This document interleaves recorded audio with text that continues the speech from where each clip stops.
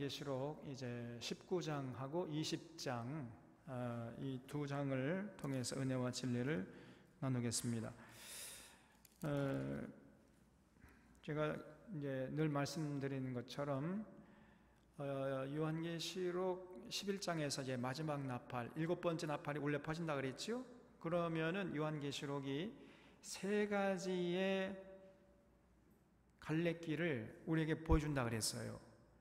그래서 12장, 13장, 14장은 갑자기 까마득한 과거로 그것을 올라가서 마지막 나팔이 울려 퍼지는 그 순간까지 인류 역사가 이렇게 해서 내려왔다 하는 걸 압축적으로 보여주는 내용이라 그랬죠.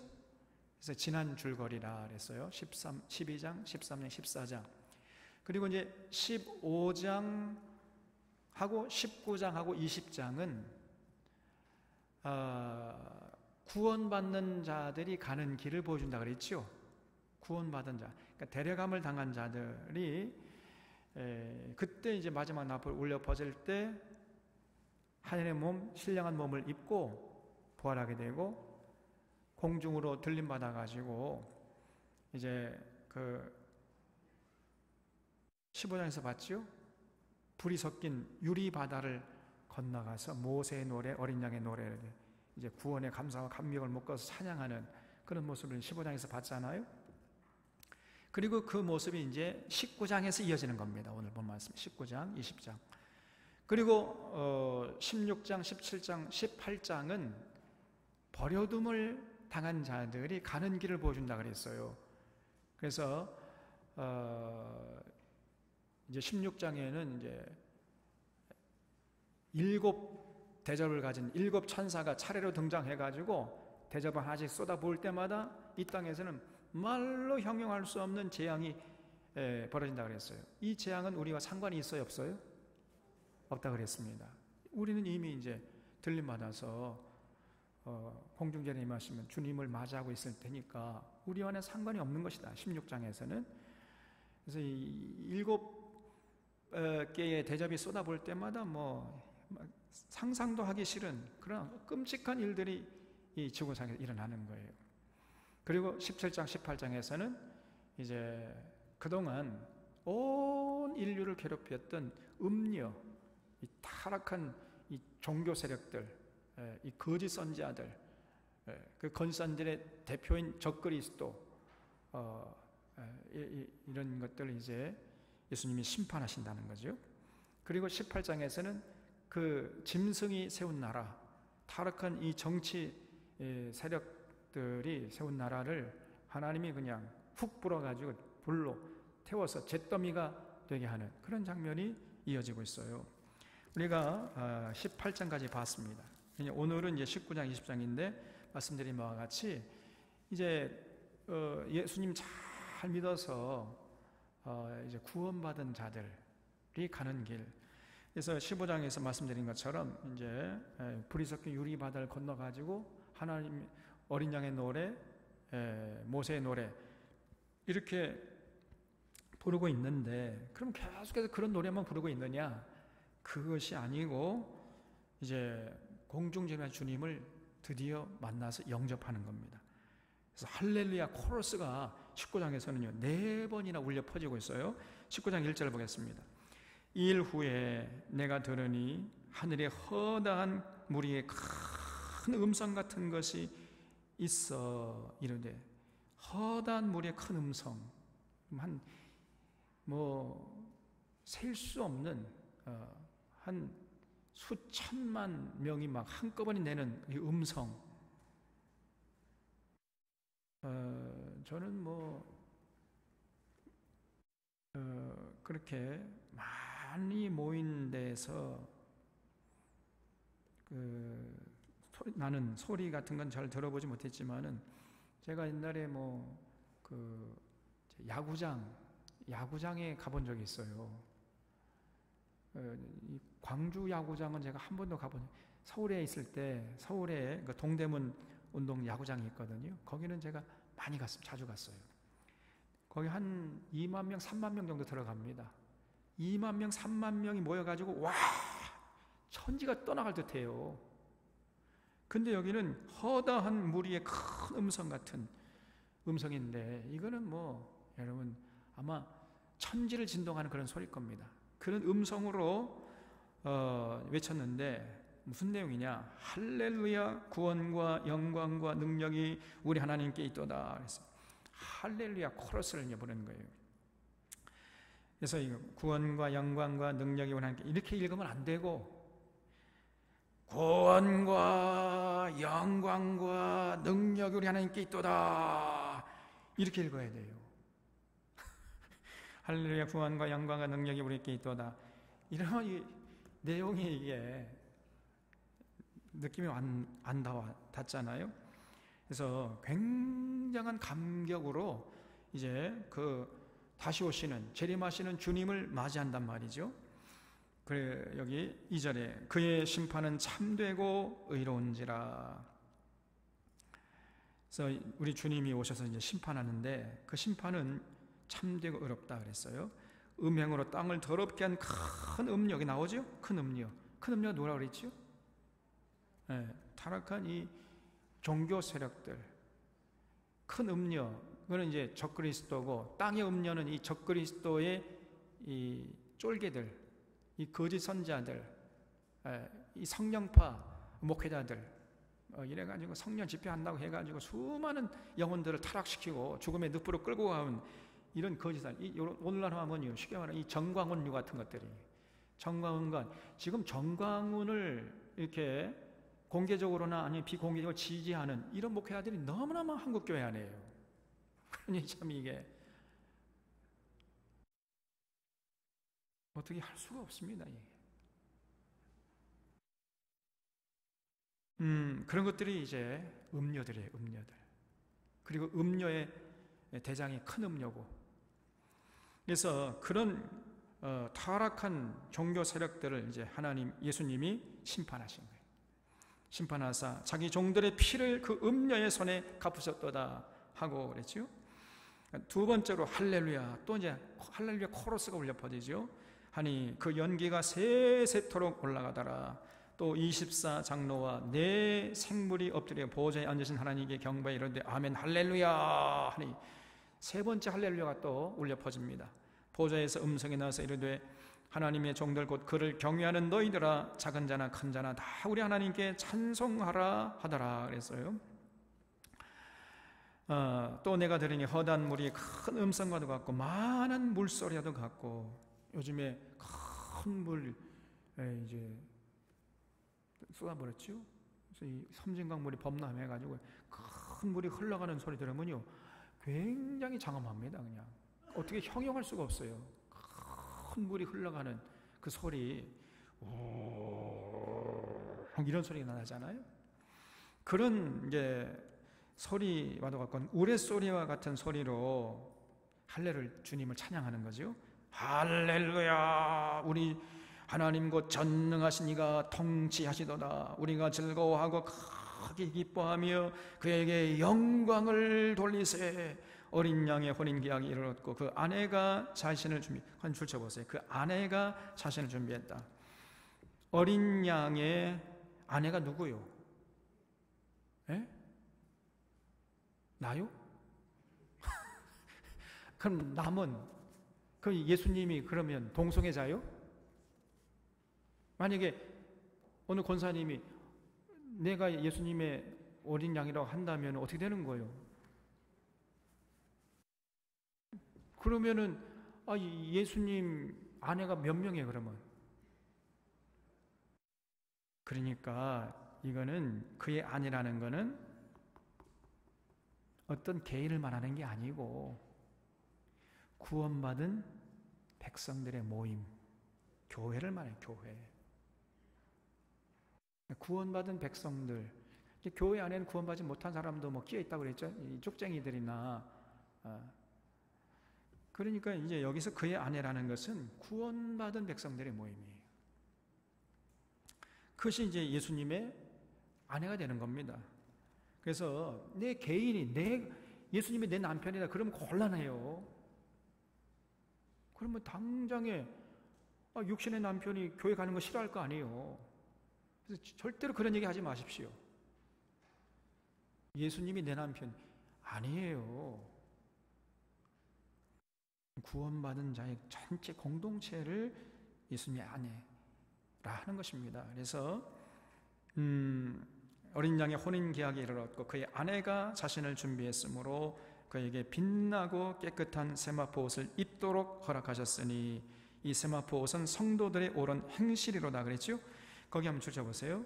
세마포 옷은 성도들의 옳은 행실이다. 그래서 깨끗한 옷은요, 성경에서는 전부 뭘 의미하냐면 성도들의 옳은 행실을 말해요. 그래서 회개한 다음에 이제 내 속에는 옳은 대로 살지 않고 예수님의 가르침에 입각해서 생각하고 말하고 행동하는 것입니다. 그러면 그 행실이 그 성도의 옷이 되는 거예요. 하나님 앞에서. 그 옳은 행실이 하나님께는 뭐가 되냐면 그 성도의 깨끗한 옷이 됩니다. 깨끗한 옷이란, 세마포 옷이라는 것은 그 성도의 옳은 행실을 말한단 말이죠. 그래서 과거에 스가랴서를 보면은 당시에 이제 바벨론에서 돌아왔던 여호수아가 스룹바벨하고 여호수아가 돌아왔잖아요. 근데 뭐 여호수아가 현지처를 얻어가지고 이렇게 살았는데, 그래서 하나님 앞에 이제 불려가가지고 그 마귀가요, 사탄이 참소했죠. 재벌이에요. 그래가 현지처를 얻어가 살고 있대요. 막 그 모습을 보니까 그 옷이 어떻게 됐어요? 옷이 스가랴가 보니까 그 옷이 굉장히 느추했어요. 하나님께서 그 여호수아의 그 더럽혀진 옷을 벗겨버리고 깨끗한 옷을 입혀라, 이렇게 말씀했죠. 그리고 그걸 보고 이제 스가랴가 아이고 그럴 것이 아니라 그 머리에 정한 관까지 씌워줍시다. 그래, 그렇게 해라. 이렇게 해가지고 이제 여호수아가 이 머리에 정한 관까지 쓰는 모습을 스가랴가 보고 기록하고 있잖아요. 그래서 그건 뭘 의미하냐면은 여호수아의 그 삶을, 여호수아의 행실을 하나님께서 용서하시고 그게 그 다시금 어떤 제사장으로서의 권위를 인정해 줬다는 이런 의미였단 말이죠. 스가랴 할 때 말씀드렸죠. 기억이 납니까? 다 기억나죠? 그래서 모든 성경에 말하는 깨끗한 옷이라는 것은 성도들의 옳은 행실을 말하는 거예요. 옳은 행실. 그러니까 그런 구원받은 성도들은 전부 다 깨끗한 세마포 옷을 입고 이제 공중전에 마시는 주님을 할렐루야 코러스 부르면서 맞이하는 건데, 그 성도들이 입은 옷은 옳은 행실이라는 것입니다. 9절에 천사가 네게 말하기를 기록하라. 어린 양의 혼인잔치에 청함을 받은 자들은 복이 있도다 하고. 여러분 여기 줄쳐보세요. 혼인잔치에 청함을 받은 자들은 복이 있다. 이게 진짜 우리가 받아야 할 복인 줄로 믿습니다. 세상 사는 동안에 뭐 잘되고 못되고 뭐 물질 풍요롭고 이거는요 아무것도 아니에요. 우리가 진짜 받아야 할 복은 혼인잔치가 열렸을 때 그 혼인잔치의 청함을 받아야 될 줄로 믿습니다. 여러분, 혼인잔치의 청함을 받지 못하면요 그는 완전히 그 인생은 망치는 거예요. 그래서 혼인잔치의 청함을 받은 자들 속에 여러분과 제가 반드시 들어있을 줄로 믿습니다. 여러분, 그래서 우리가 정말 신앙생활 제대로 해요. 제대로 하려면, 안 하려면 치워버리고, 하려면은요 정말 제대로 해. 예수님 사랑하고 예수님의 계명을 지키라는 겁니다. 여기에 신앙의 열정을 우리가 전부 다 투자해야 돼. 그런 자가 이제 어린 양의 혼인잔치에 청함을 받는 자들이 되는 것입니다. 하고 또 내게 말하되 이것은 하나님의 참되신 말씀이라 하기로 내가 그 발 앞에 엎드려 경배하려 하니 그가 나에게 말하기를 나는 너와 및 예수의 증언을 받은 내 형제들과 같이 된 종이니 삼가 그리하지 말고 오직 하나님께 경배하라. 예수 증언은 예언의 영이라 하더라 그랬죠. 그래서 이런 얘기를 들으면서 이제 사도 요한이 그렇게 말을 전해주는, 천사에게 엎드려 경배를 하니까 아이고 나는 경배받을 존재가 아닙니다. 천사가 손살에 치는 거죠. 진실로 경배받을 자는 누구냐? 오직 하나님께 경배하라는 거. 오직 하나님께. 그래서 이 천사가 사도 요한을요 말렸어요. 그러니까 사도 요한도 참, 아니 경배할 자도 구별하지 못하고 말이에요. 천사에게 경배하려고 하면 어떡합니까? 그래서 천사가 나는 너와 및 예수의 증언을 받은 내 형제들과 같이 된 종인이기 때문에 나에게 절하지 말고 하나님께 경배하라, 이렇게 이제 얘기를 했어요. 그리고 11절에 보면요, 이제 또 장면이 바뀝니다. 다른 장면을 사도 요한이 보고 기록했는데, 여기 11절에 또 내가 하늘이 열린 것을 보니 보라, 백마와 그것을 탄 자가 있으니 그랬어요. 백마 탄 왕자를 이제 봤어요. 이제 그러면 이 백마 탄 자가 누구겠습니까? 11절까지만 보면은 이분이 누군지 잘 분명치가 않아요. 근데 계속 읽어보면은 이제 분명해집니다. 그래서 그 백마와 그것을 탄 자가 있으니 그 이름은 충신과 진실이에요. 그 백마 탄 자의 이름이 충신과 진실이다. 그가 공의로 심판하며 싸우더라. 아직도 이분의 정체가 확실치가 않아요. 그다음 12절, 그 눈은 불꽃 같고 그 머리에는 많은 관들이 있고 또 이름 쓴 건 하나가 있으니 자기밖에 아는 자가 없고. 자기밖에 아는 자가 없으니까 우리는 이거 알려고 할 필요가 있어요, 없어요? 없습니다. 알 수가 없어요. 자기밖에 모르는데 뭐 알려고 할 필요가 없단 말이죠. 이거 가지고 고민할 필요가 없습니다. 또 그가 피 뿌린 옷을 입었는데 그 이름은 하나님의 말씀이라 칭하더라. 그러면 누굽니까? 이제 조금씩 정체가 분명해지죠. 하나님의 말씀이래요. 여러분, 태초부터 있던 하나님의 말씀이 육신돼 가지고 우리 가운데 거하신 분이 누굽니까? 예수님 아닙니까? 이제 드디어 예수님의 모습이 드디어 분명해집니다. 14절, 하늘에 있는 군대들이 희고 깨끗한 세마포 옷을 입고 백마를 타고 그를 따르더라. 그래서 하늘의 천군 천사들이요 이제 그 예수님의 뒤를 따르는 거죠.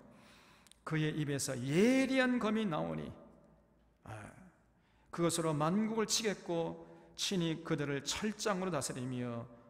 여러분, 철장으로 만국을 다스릴 어린 양이 누구라 그랬죠? 예수님이죠. 이 드디어 분명해졌어요.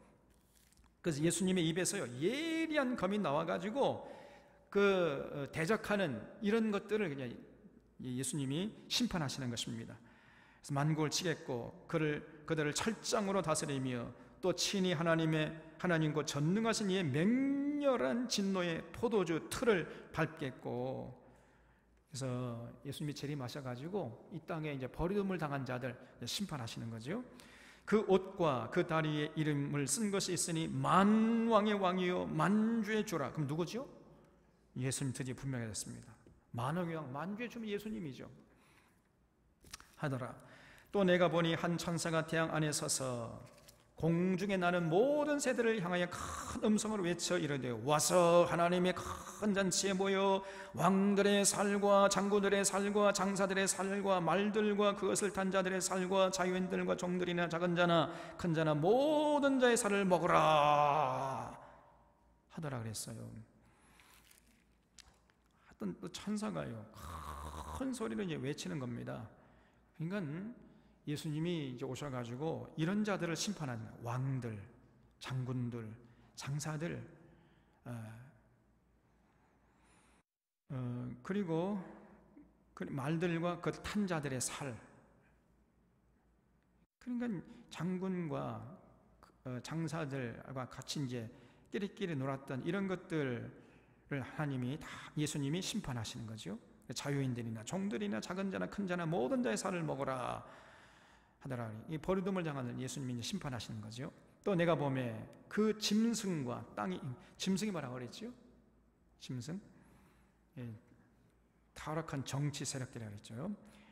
그래서 땅의 임금들과 그들의 군대들이 모여 그 말탄 자와 그의 군대와 더불어 전쟁을 일으키다.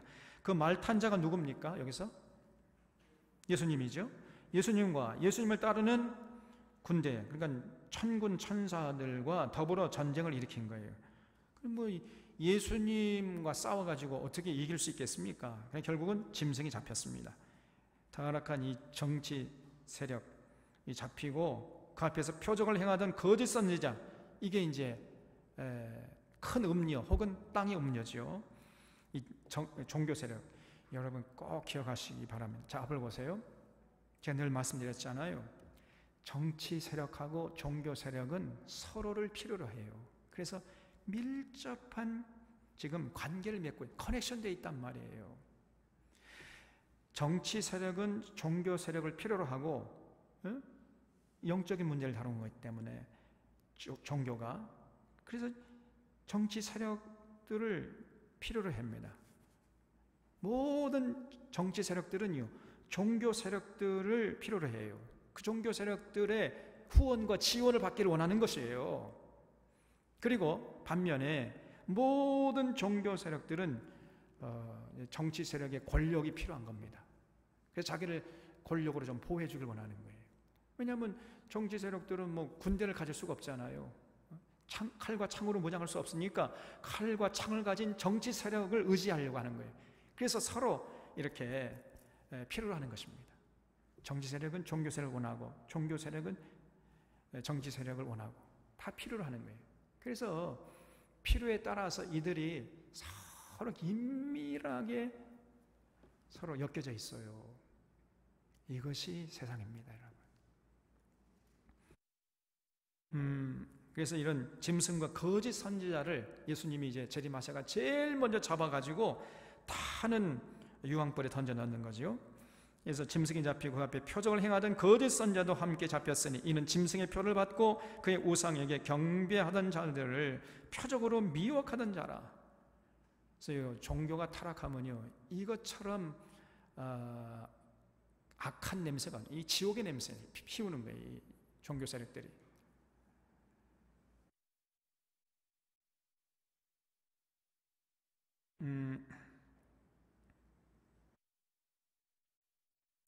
그래서 이 둘이 산채로 유황불 붙는 못에 던져지고 그 나머지는 말탄 자의 입으로부터 나오는 검의 죽음에 모든 새가 그들의 살로 배불리더라 그러죠.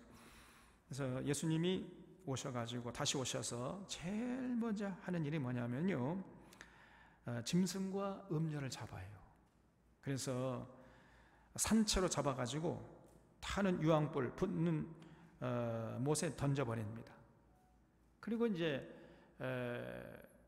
그런 타락한 정치 세력, 종교 세력들을 따르는 이런 것들이 이제 예수님 또 저항할 거 아닙니까? 그러면은 그런 것들은 예수님의 입에서 나오는 검으로 다 도말해버리는 거죠. 이런 일들이 이제 예수님이 재림한 이후에 벌어지는 모습들이죠. 19장에서 예수님이 이제 공중 재림하시고 이 땅에 내려오셔요. 이 땅에 내려오셔가지고 그 입에서 이한 검이 나와가지고요, 아직도 회개하지 않고 그 재림하신 예수님도 이제 몰라보고 이제 그 덤벼드는 놈들이 있어요. 참 어리석은 것들이죠. 그리고 그들의 이제 대표는 뭐냐면 짐승과 음녀, 타락한 종교 세력, 정치 세력 이런 것들을 잡아가지고 이제 지옥불에 던져 넣는 것입니다. 거기에 대한 내용이 19장이에요. 자, 그런 다음에 20장에 또 내가 보매 천사가 무저갱의 열쇠와 큰 쇠사슬을 그의 손에 가지고 하늘로부터 내려와서 용을 잡았다 그랬죠. 또 다른 장면을 사도 요한이 봤는데 하늘에서요, 천사가 내려왔어요. 천사가. 근데 그 천사의 손에 큰 쇠사슬이 들려있다는 거죠. 그래서 그 천사가 자기 손에 있는 쇠사슬을 이용해 가지고 누구를 잡냐면은 용을 잡아요. 근데 이 용이 2절에 보면 곧 옛뱀이요 그랬죠. 옛뱀. 그럼 옛뱀은 누구를 말할까요?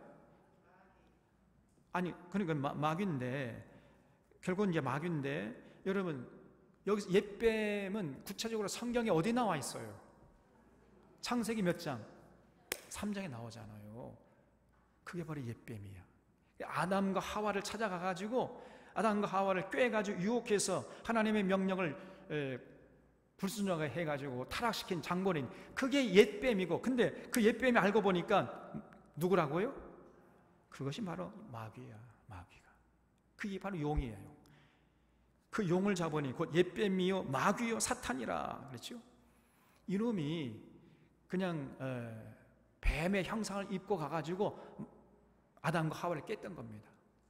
그래서 결국은 아담과 하와 이래로 온 인류가 결국 이제 마귀의 종노릇 한 것이 그동안 인류 역사였어요. 그동안에. 그때로는 이제 마귀가 정치 세력, 때로는 종교 세력, 타락한 것들을 내세워 가지고 온 인류에 군림하게 가지고 수많은 이 인류 사람들을요 죽음의 늪으로 끌고 가는, 이것이 그동안의 인류 역사였다는 거예요. 그래서 이런 정치 세력, 타락한 정치 세력, 종교 세력 배후에 누가 있다고요? 마귀가 있어요. 마귀가, 용이. 그것이 바로 옛뱀이요 마귀의 사탄입니다. 그래서 그런 용을 하늘에서 천사가 내려가지고 큰 쇠살을 가지고 잡아버려요. 그래서 1000년 동안 결박하여 무저갱에 던져 넣어 잠그고 그 후에 인봉하여 1000년이 차도록 다시는 만국을 미혹하지 못하게 했는데 그 후에는 반드시 잠깐 놓이리라 그랬죠. 그러니까 1000년 동안 이제 나오지 못하도록 무저갱, 여기서 무저갱이라는 것은 끝이 없는 지하 감옥이에요. 아니 밑바닥이 없는 감옥, 지하 감옥, 끝이 없단 말이에요. 무저갱. 거기다가 집어 던져 넣어버려요. 그리고 그냥 1000년 동안 나오지 못하도록 임봉을 해버렸습니다. 그러면 그 1000년 동안은 어떻게 되겠어요? 마귀가 있습니까 없습니까? 지금 없죠? 그러니까 마귀가 없는 1000년 동안의 이제 세월이 지난다는 거죠. 이거를 천년 왕국이라고 합니다. 천년 왕국. 그리고 천년 왕국이 이제 저물어 가면은 반드시 그 후에는 잠깐 다시금 이 마귀가 풀려난다는 거죠. 그래서 여러분 이 천년 왕국의 개념을 사실은 이 성경에는 그렇게 뭐 자세하게 나오지 않기 때문에 요한계시록에 우리가 잘 몰라요. 이 천년왕국에 대해서 좀 조금 더 우리가 깊이 들여다보면은 성경의 여러 곳에 천년왕국에 대한 예언이 들어있다는 것을 발견할 수 있습니다. 그래서 여러분 그 방송실 PPT를 좀 띄워주시기 바랍니다.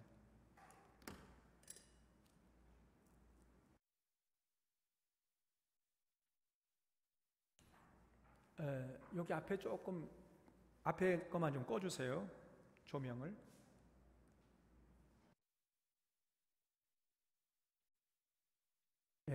조금 잘 보입니까? 아니에요? 그럼 하나 좀 더 꺼주세요. 여기. 잘 보이죠? 그래서 이제 이 19장의 얘기입니다. 창조될 일. 주님이 할렐루야 합창이 울려 퍼지는 가운데 재림하세요. 그래서 이제 하얀 백마를 타고 그 뒤에 천군 천사가 뒤따르죠. 재림하시는데 그 재림하시는 예수님의 입에서 이한 검이 나와가지고 대적하는 자들을 그냥 진멸하는데 제일 먼저 하시는 일이 뭐냐면 음료와 짐승을 체포하는 겁니다. 체포해가지고 타는 유황불에 집어 던져요. 이게 이제 19장입니다. 그 다음에 20장에서는 하늘에서 천사가 내려와가지고 손에 쇠사슬을 들고 용을 잡아요. 용을 잡아가지고 그 무저갱 지하 감옥에 집어 던져 넣으면서 이제 천년 왕국이 시작되는 겁니다.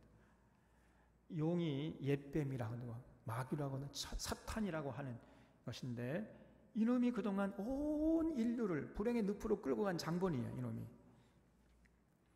그래서 여러분 이 배후에요. 악한 짓 하는 사람들 배후에는 그냥 자기 생각을 하는 게 아닙니다. 다 이 마귀가 있는 거예요. 마귀가. 이놈이. 그래서 어쨌든 마귀가 이제 잡혀가지고 감옥에 넣어짐을 당하고 천년왕국이 시작되는데, 천년왕국은 1000년 동안 지속되다가 결국 이제 저물어 가지요. 그렇게 저물어 갈 때에 마귀가 잠깐 이제 풀려남을 당한다는 거예요. 거기까지가 이제 20장 내용이고, 그리고 이제 그 다음에 보여주는 장면이 크고 흰 보좌, 크고 흰 보좌, 이거를 줄여서 백보좌라 그래요. 백보좌, 하얀 보좌라는 거죠. 하얀 보좌, 하얀 백보좌 앞에 나가서 이제 모든 사람들이 자기의 행한 대로 심판을 받아요. 이거는 우리는 아니죠. 믿지 않는 자들, 믿지 않고 죽은 자들이 이제 둘째 부활에 참여해서 하나님의 백보좌 심판대 앞에 가서 심판을 받, 자기들이 행한 대로 심판을 받습니다. 그리고 이제 새 하늘과 새 땅은 이제 21장에 쭉 나오는 거죠. 이렇게 이어집니다. 다음 슬라이드. 19장에 보면요, 할렐루야 코러스가 울려 퍼지는 가운데 주님이 재림하십니다. 다음 슬라이드. 할렐루야, 이제 주님이 천군 천사를 거느리시고 공중 재림하시죠. 다음 슬라이드. 그리고 하얀 백마를 타고 이제 이 땅에 내려오시는데, 그 입에서 이한 검이 나와가지고 대적하는 자들을 도말하는 이런. 다음 슬라이드. 그리고 제일 먼저 이제 이 짐승은 거짓 선지자. 여기 짐승을 적그리스도라고 그랬는데, 적그리스도 여기다 붙여야 될 것 같아요. 짐승, 지금 이 타락한 그러니까 마귀의 쫄개들이죠, 이것들이. 그래서 이 마귀에게 권한을 받아가지고 모든 사람들 위에 군림해가지고 자기를 섬기도록 하는 이런 정치 세력들, 그리고 또 이 종교 세력들, 이런 것들을 잡아가지고 제일 먼저 유황불에 던져놨습니다. 다음 슬라이드. 그리고 이제 그건 이제 19장까지고, 여기서는 20장입니다. 하늘에서 천사가 큰 쇠사슬을 가지고 내려와가지고 용이라고 하는, 옛뱀이라 하도 하고 사탄이라고도 하기도 하고 마귀라고 하는 이놈을 잡아요.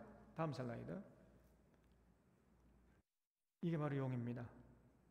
이게 모든 타락한 자들 배 위에서 분탕질을 한 놈이, 이놈이, 이 마귀가는, 이 사탄 이놈이. 그래서 이놈을 잡아가지고 무정행에 집어 넣어버립니다. 다음 슬라이드. 무정행에 집어 던져요, 천사가. 다음 슬라이드. 그러면서 이제 천년왕국이 시작되는데, 우리 여기 요한계시록 20장에는 천년왕국에 대한 기록이 거의 없어요. 그러나 여러분, 제가 늘 얘기했죠. 요한계시록은 성경 전체를 반영하고 있다. 성경 전체의 결론이다. 이렇게 말씀드렸잖아요. 그래서 이 구약성경, 특별히 구약성경을 쭉 보면은요, 천년왕국에 대한 예언이 많이 나와 있습니다. 그래서 우리가 이 구약성경을 제대로 알지 못하기 때문에 이 요한계시록이 어렵다 그랬어요. 구약성경 제대로만 올바로 이해하게 되면은, 이런 구약성의 내용도 이 천년왕국에 대한 예언이었구나 하는 것을 알게 돼요. 그래서 이 천년왕국은 이제 마귀가 사라진 시대예요. 마귀가 감옥에 가 있잖아요, 무정행에. 마귀가 없으니까 어떻게 되겠어요? 수많은 사람들이 정직하고 성실하게 아름답게 멋지게 살겠죠. 더 이상 미워하지 않고, 더 이상 싸우지 않고, 마귀가 없으니까요. 모두가 다 평화롭게, 행복하게, 아름답게 살할 거 아닙니까? 그런 시대가 천년왕국 시대예요. 그래서 이 천년왕국 시대에 비로소 유대인들이 예수님을 메시아로 인식하게 됩니다. 그 전까지는요, 절대로 이 유대인들은 예수님을 메시아로 인정하지 않아요. 지금도 유대인들은 예수님 메시아로 인정하지 않고요. 주님 다시 오셔서 천년 왕국이 시작되기 전까지 이 사람들은 절대로 예수님을 메시아로 인식하지 못해요. 인식하지 않습니다. 왜냐하면 이 사람들은 돈이 너무 많아요. 온 세상 돈이 다 유대인 겁니다, 여러분. 그래서 스가랴서 12장 10절부터 13장 6절에 한번 보세요. 스가랴서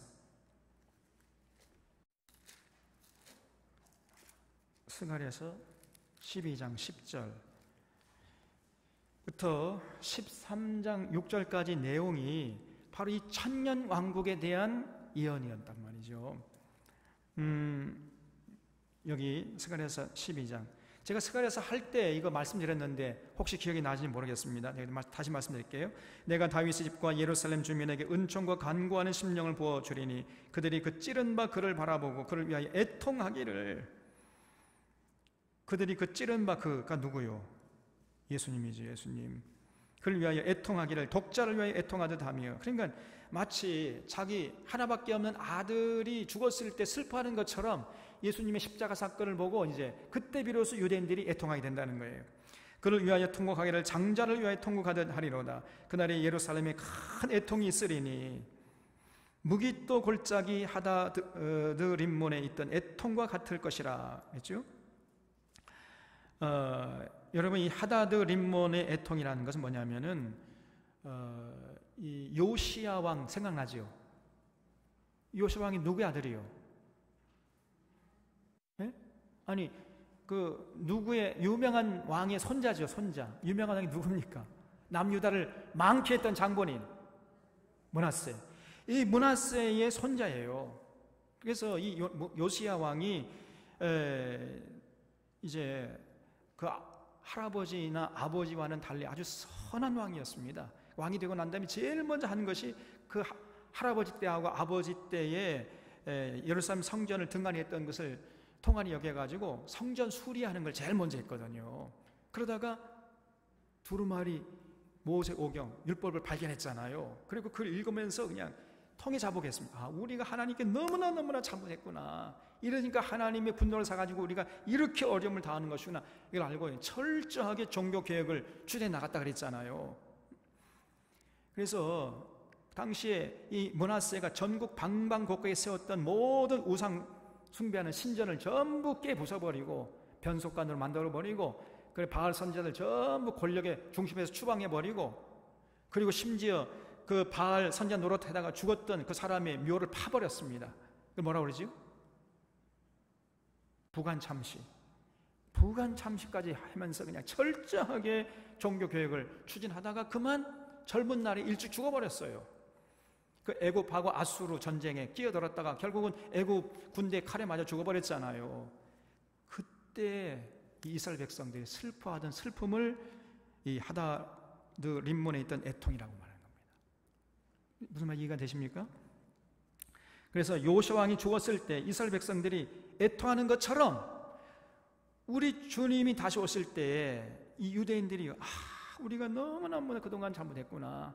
십자가 사건을 생각하고 막 불부짓고, 그리고 그동안 예수님을 우리가 제대로 알지 못하고 제대로 신앙생활하지 않고 돈을 의지했던 그런 자신들의 과거를 생각하며 철저하게 회개 눈물을 흘린다는 것입니다. 근데 그 눈물이 얼마나 대단했는지 마치 요시야 왕이 죽었을 때 애통하는 것처럼, 자기 외아들이 죽었을 때 애통하는 것처럼 그렇게 애통한다는 거예요. 그래서 12절에 온 땅 각 족속이 따로 애통하되 다윗의 족속이 따로하고 그들의 아내들이 따로하며 나단의 족속이 따로하고 그의 아내들이 따로하며 레위의 족속이 따로하고 그들의 아내들이 따로하며 시므의 족속이 따로하고 그들의 아내들이 따로하며 그 모든 남은 족속도 각기 따로하고 그들의 아내들이 따로하리라. 이런 어떤 철저한 회개의 역사, 눈물을 흘리면서 하나님께 돌아온 역사가 이때 비로소 있는 거예요. 그래서 하나님께 돌아오게 돼서 예수를 메시아로 인정하고 하나님께 돌아오는 그런 시대가 천년왕국 시대라는 거예요. 그 다음에 13장에 보면 그날에 죄와 더러움을 씻는 셈이 다윗의 족속과 예루살렘 주민을 위하여 열리리라 그랬죠. 그래서 철저하게 유대인들이 그때 비로소 회개합니다. 그전에는요, 여러분 회개하지 않아요. 절대 회개하지 않습니다. 그래서 지금 여기 어디죠? 최바울 그런 사람이 그 뭡니까?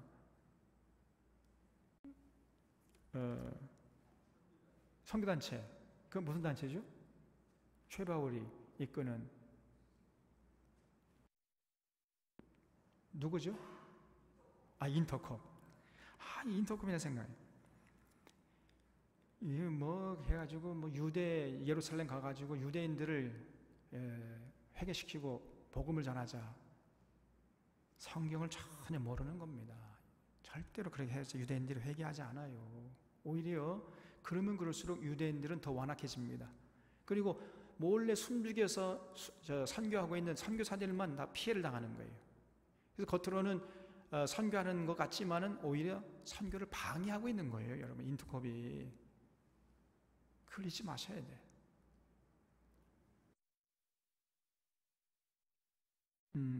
그래서 절대 유대인들은요 회개하지 않습니다.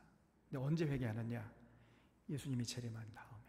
그때 그래서 이 성경이 말씀 그대로 문자대로 이루어지는구나. 그걸 보면서 이제 회개하고 돌아오는데 얼마나 철저하게 회개하냐면요.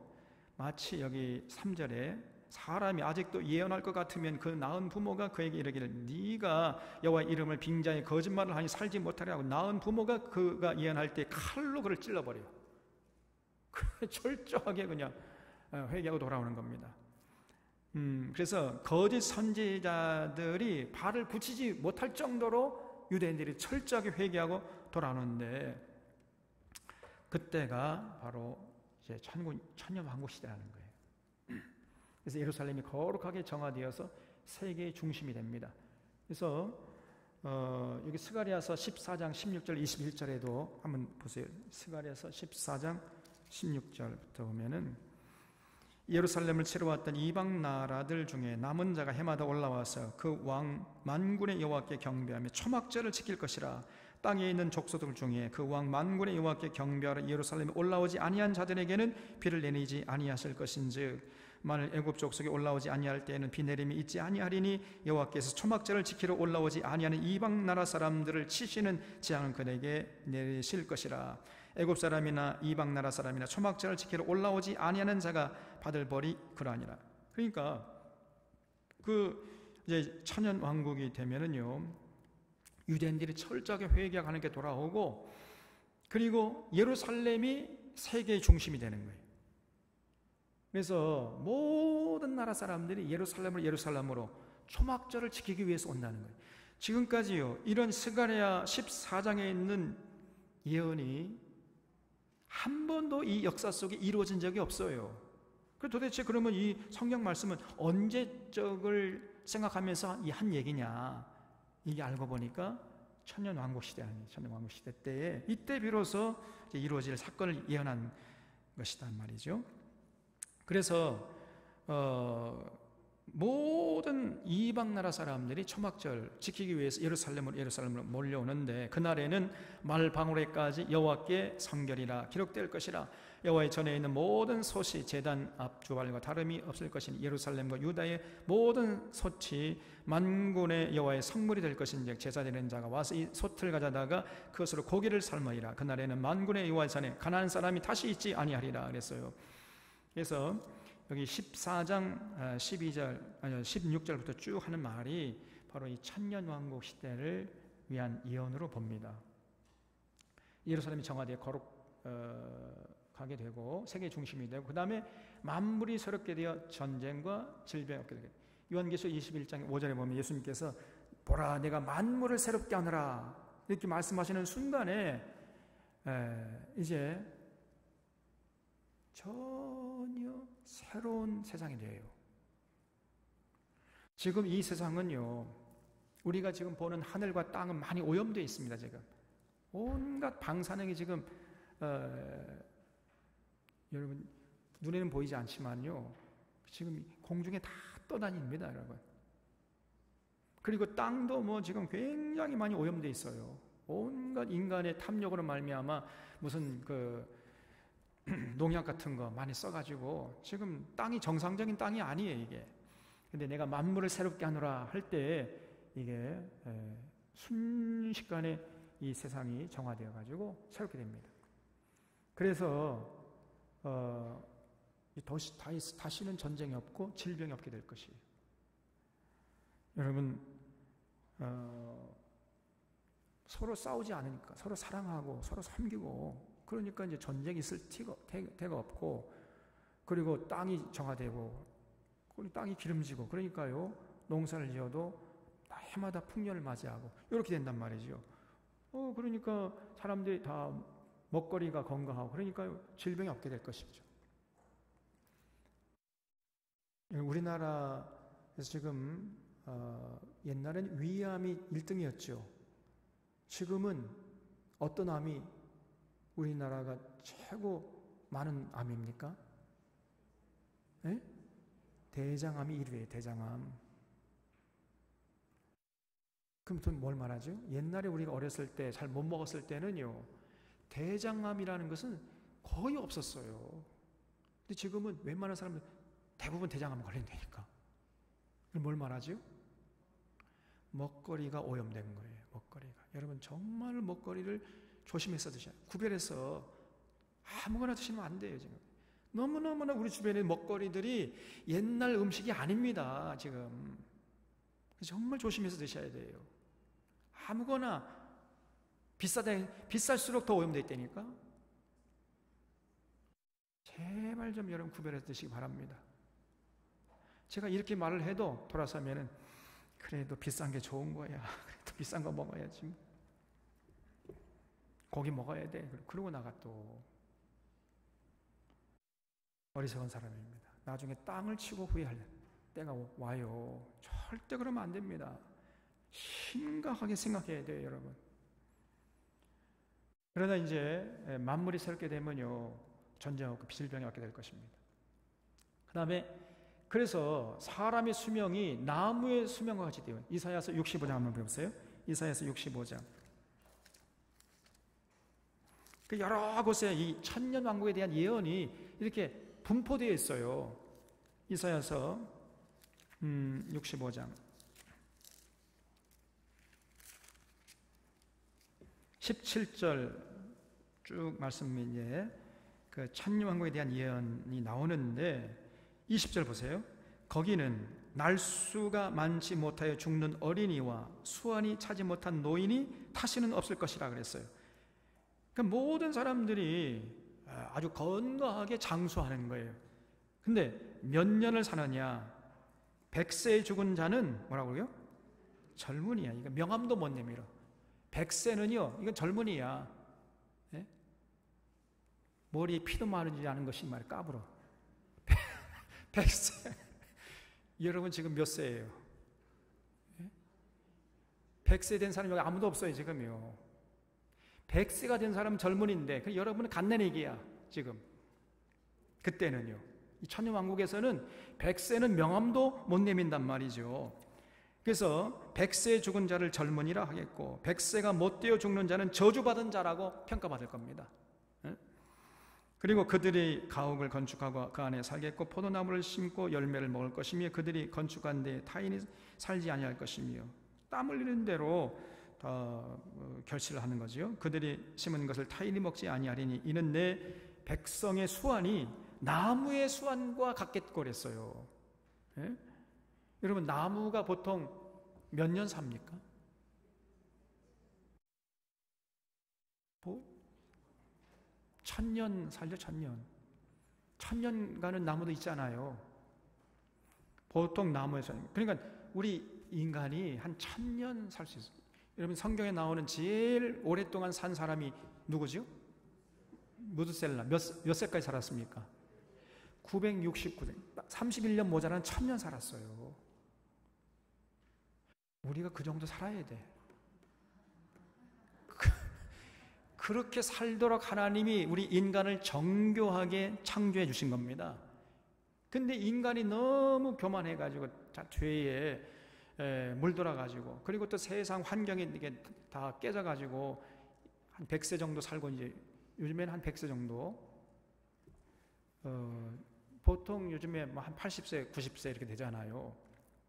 얼마 전에 제가 여기 그 광양 장례식장 가니까 새 가정이 이제 상을 다 가지고 났는데 전부 90세 이상이에요. 91세, 93세, 95세 막 이러더라고. 이제 80세 죽으면 명함도 못 내밀어요, 여러분. 과거에 비해서요, 지금은 20년을 빼야 되는데, 자기 나이에서 20년을 뺀 것이 지금부터 한 세대 전의 나이라는 거예요. 규몽 집사님 지금 몇 살이에요? 57세예요? 그러면은 지금 37세밖에 안 돼. 이제 30대 청년이에요, 우리 집사님이. 저는 이제 4학년생이고 4학년 4반. 쟤도 청춘이에요, 지금 아직도. 그러니까 이 천년왕국 시대가 되면요, 한 사람이 한 1000년 사네, 1000년. 그래서 천년왕국이에요.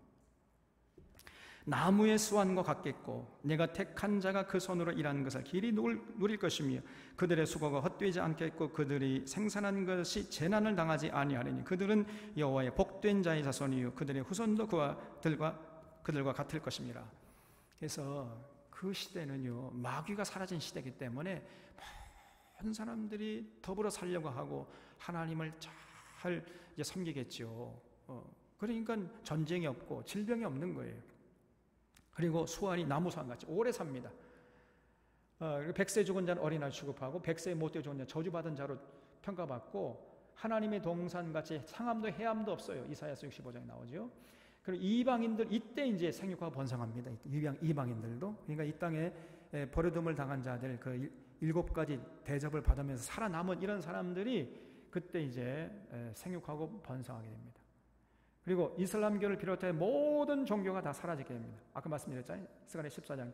그래서 모든 사람들이 그 이스라엘 예루살렘 중심으로 초막절을 지키기 위해서 이제 꾸역꾸역 예루살렘으로 몰려드는 거예요. 모든 종교가 사라집니다. 이슬람 찾아볼 수 없어요. 불교 찾아볼 수 없습니다. 그리고 온 세상이 예루살렘에서 초막절을 지키게 됩니다. 초막절에 하는 일이 뭐라고 그랬죠? 하나님께 감사하고 두 번째는 성경 공부하는 거예요. 성경 강좌.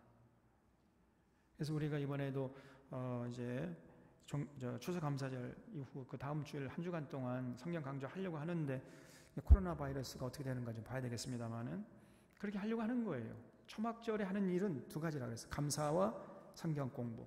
그래서 마음을 새롭게 하는 그런 일을 하는 겁니다.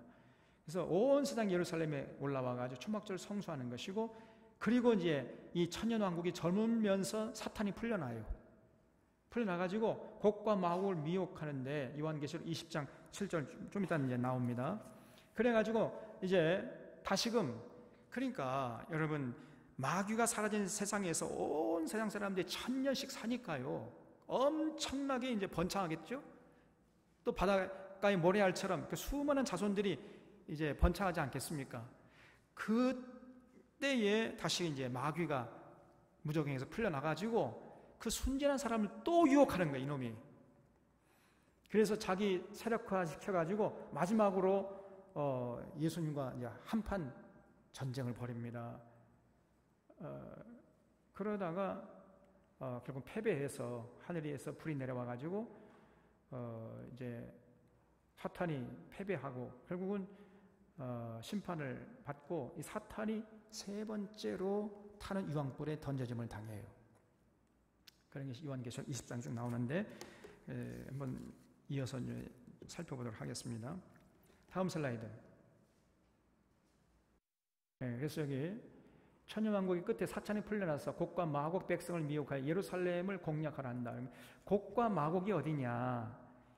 여기가 이 장소적으로 볼 때는요, 러시아 쪽에 러시아. 그러면 여기도 그러면 곡과 마곡 백성, 그러면 러시아 백성을 미혹해가지고 예루살렘을 공략할 것인가? 거기에 대해서는요, 의문 부호가 붙어 있어요. 그러니까 지금 지명으로 볼 때는 곡과 마곡이 이제 러시아 지방을 말하는 거지만은 예수님이 재림하시고 뭐 예수님이 뭐 내가 만물을 새롭게 한다 할 때 온 세상이 새롭게 되는 건데 그때도 뭐 러시아 백성들만을 의미하는 단어일까? 이거는 좀 우리가 고민해 볼 필요가 있습니다. 그래서 제 생각에는 이 곡과 마곡이 백성이라고 할 때 이 곡과 마곡 백성을 러시아 백성이라고 한정하는 것은 그거는 너무 문자적으로 해석하는 것이고 제가 볼 때는 마귀의 유혹을 받아가지고 또다시 타락한 백성들을 전체적으로 총칭하는 이런 단어가 아닌가, 저는 이렇게 좀 생각을 해봤어요. 그래서 곡과 마곡 백성, 어쨌든 간에 이 사탄이라는 놈이 마지막에 풀려나가지고 또 순진한 백성들을 꾀해요. 그래서 결국은 예수님과 이제 한판 붙게 되는입니다. 다시 다음 슬라이드. 그래서 예수님이 결국은 이 용이죠. 머리가 7개, 뿔이 10개 달린 놈. 그리고 온갖 짐승과 이 음녀 배후에서 분탕질을 했던 이 용을 잡아요. 잡아서 다음 슬라이드. 그래서 타는 유황불에 집어 던집니다. 이미 그 타는 유황불에는 누가 가 있죠? 짐승과 음녀가 가 있잖아요. 세 번째 들어가 이놈이. 그리고 이제 끝나는 거죠. 다음 슬라이드. 다음 슬라이드. 네, 그래서 유황불 모습, 이미 이렇게 짐승과 음녀와 마귀가 들어갑니다. 그런 다음에 다음 슬라이드. 그 다음에 끝이에요. 20장 11절에 보면 이제 백보자 심판이 나오는데, 자, 켜주시고요.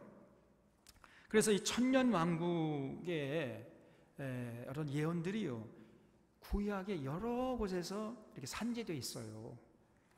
그래서 여기 이제 20장 3절로 다시 돌아가면은, 무정에 던져 넣어 잠그고 그 후에 임봉하여 천년이 차도록 다시는 만국을 미혹하지 못하게 했는데 그 후에는 반드시 잠깐 노이리라. 또 내가 보좌들을 보니 거기에 앉은 자들이 있어 심판하는 권세를 받았더라. 또 내가 보니 예수를 증언함과 하나님의 말씀 때문에 목배임을 당한 자들의 영혼과, 그럼 이 사람 누구요? 순교자들이지요. 또 짐승과 그의 우상이 경배하지 아니하고 그들의 이마와 손에 그 짐승의 표를 받지 않은 자들이 살아서, 신실한 신앙인들이죠.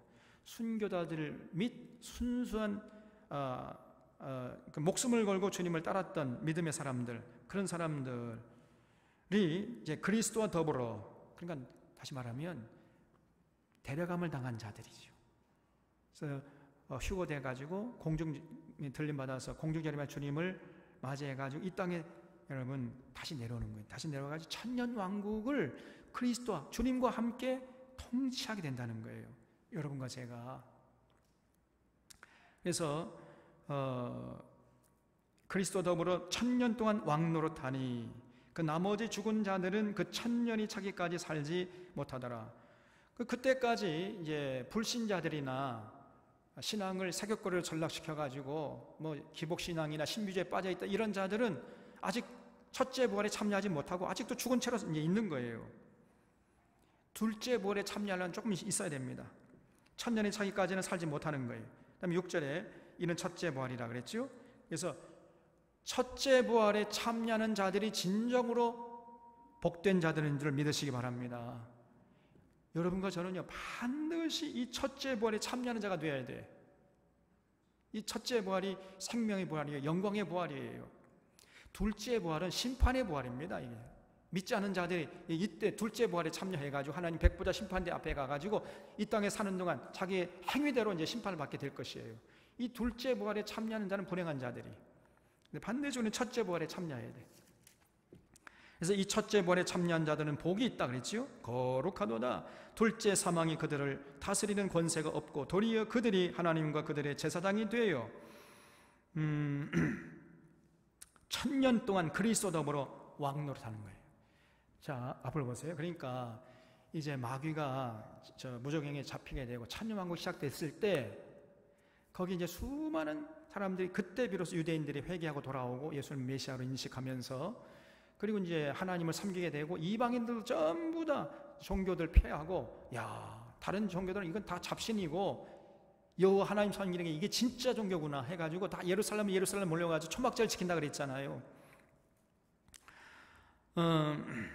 그때 그 천년 왕국에 여러분과 저는 들어갑니까? 그 천년 왕국을 통치하는 자가 되는 겁니까? 그렇죠. 통치하는 자가 되는 거예요. 그리스도와 함께. 거기 들어가지 않아요. 이해가 되죠?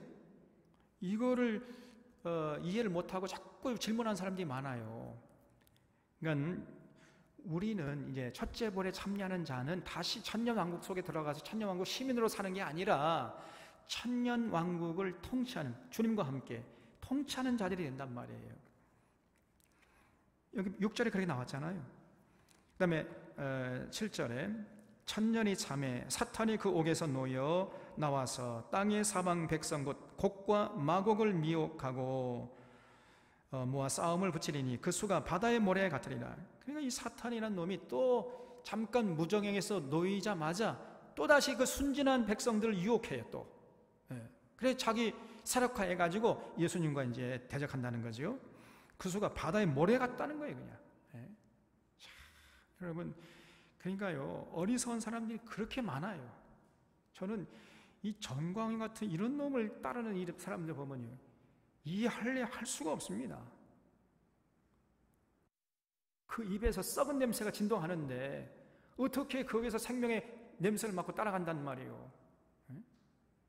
그건 정신 제대로 바뀐 사람이라면 도저히 불가능한 거예요, 이게. 근데 그를 따르는 사람들이 그렇게 많다는 거예요. 정말 기가 막힙니다, 이게. 이 목사 가운데도 많아요. 도대체 할 말이 있습니다. 그 수가 바다의 모래 같아.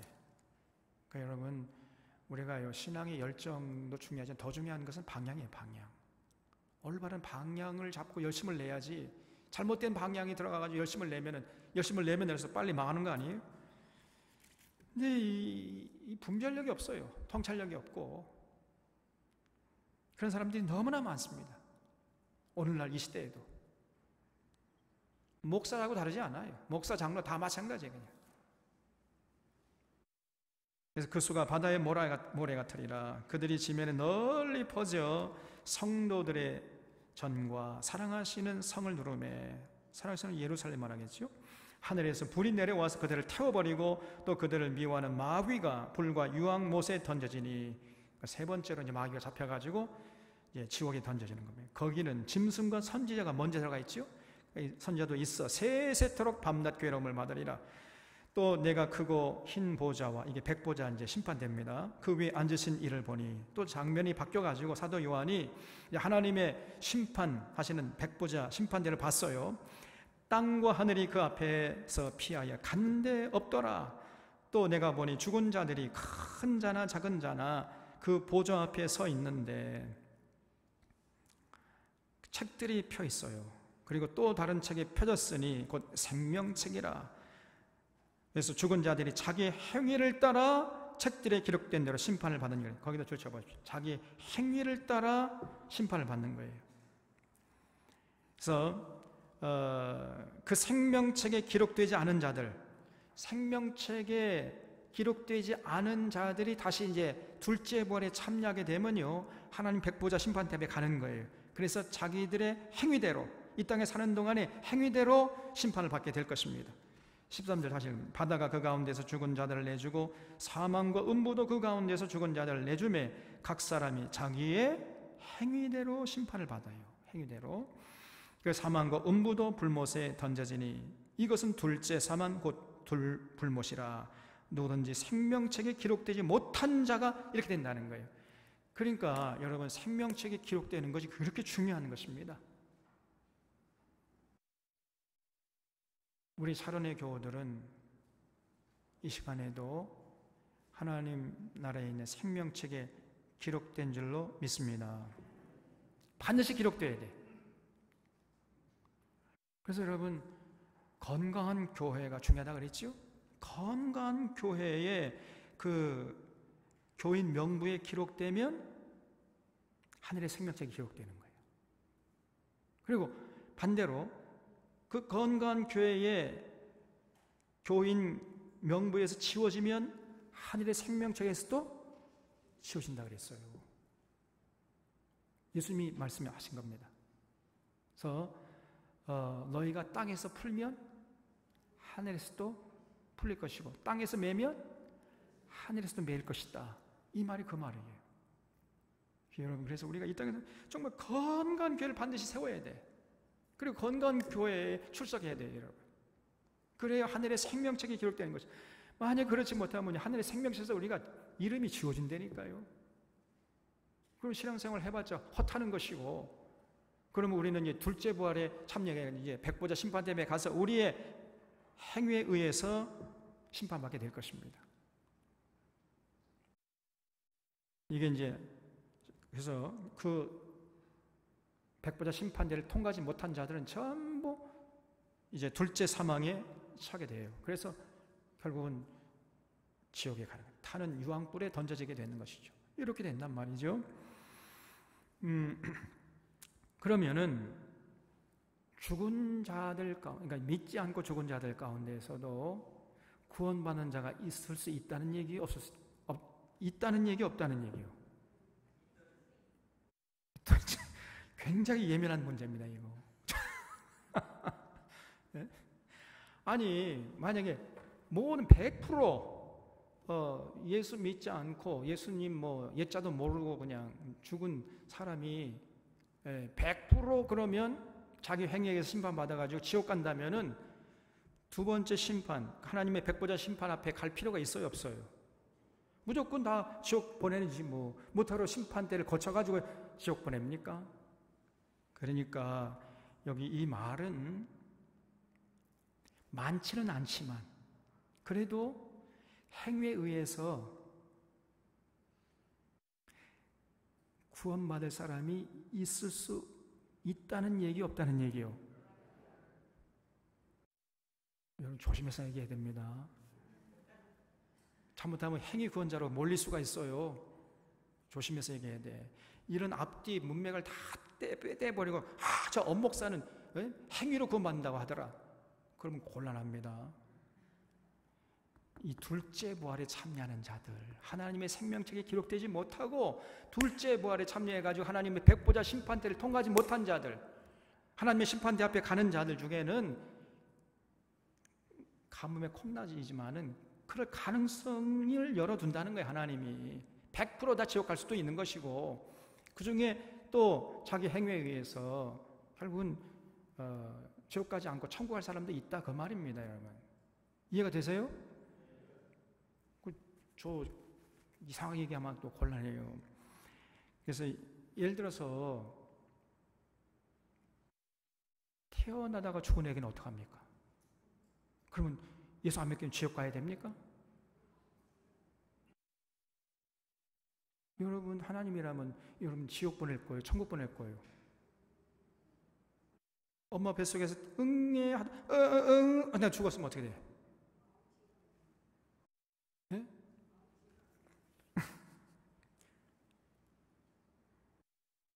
그러니까 몰라요. 우리는 누가 구원받고 누가 지옥 갈지 몰라요. 그렇게 대답해야 돼. 정직한 거예요. 하나님만이 아시죠. 근데 하나님의 생명책이 기록되지 아니하는 자는 반드시 하나님의 백보자 심판대 앞에 가서 자기 행위대로 심판을 받게 될 것입니다. 그래서 거기서 이제 자기의 운명이 결정되는 거죠. 하나님만이 아십니다. 우리는 반드시 하늘의 생명책이 기록되어야 돼.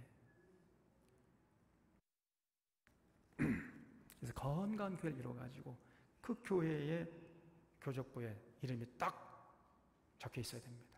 그러면 하늘의 생명책이 기록되는 거예요.